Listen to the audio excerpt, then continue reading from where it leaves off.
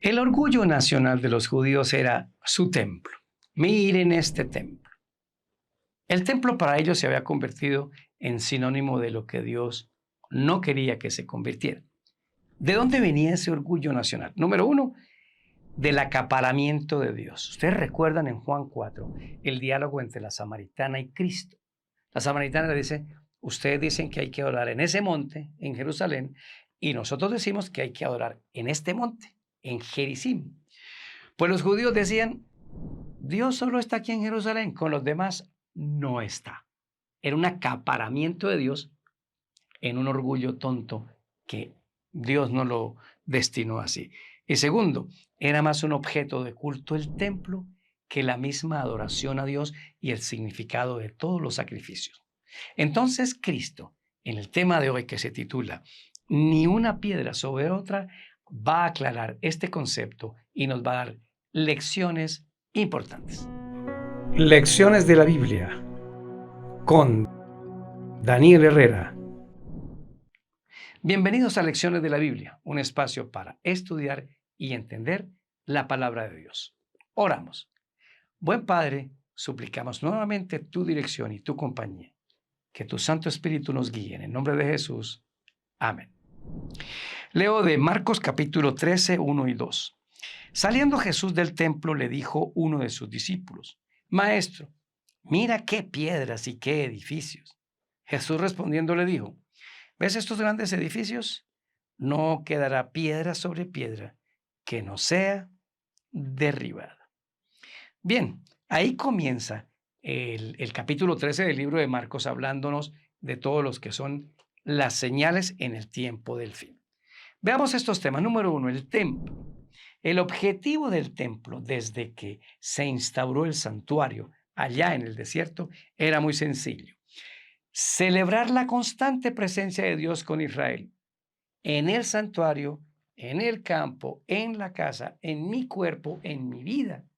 Una constante presencia de Dios, que Dios era el guardador, que Dios era el que estaba ahí cuidándolos, como también Él amaba a otras naciones.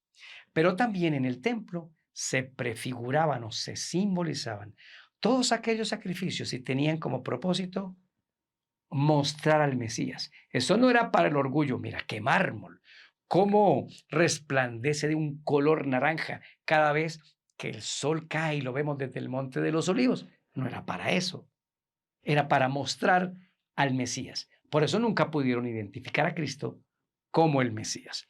Punto 2. Piedras sobre piedra.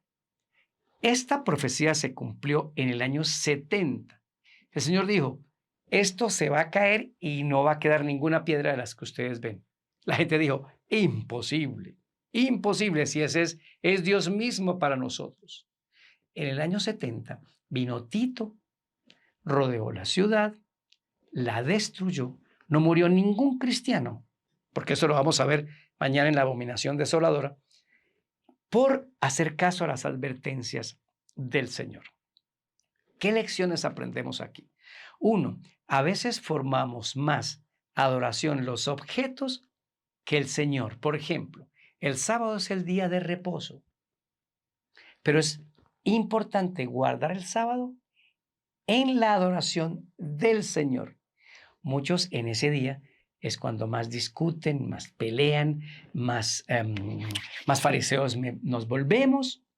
Claro que hay que obedecer el día del Señor, pero como un disfrute y una delicia, porque es más importante. Él es el Señor de ese día. Lo mismo ocurre con la alimentación. Hemos hecho de la alimentación un Dios cuando el producto de una sana alimentación es agradar al Señor porque este cuerpo es templo del Espíritu Santo. Uno se hace una pregunta. ¿Es mayor las doctrinas y las normas que mi Señor?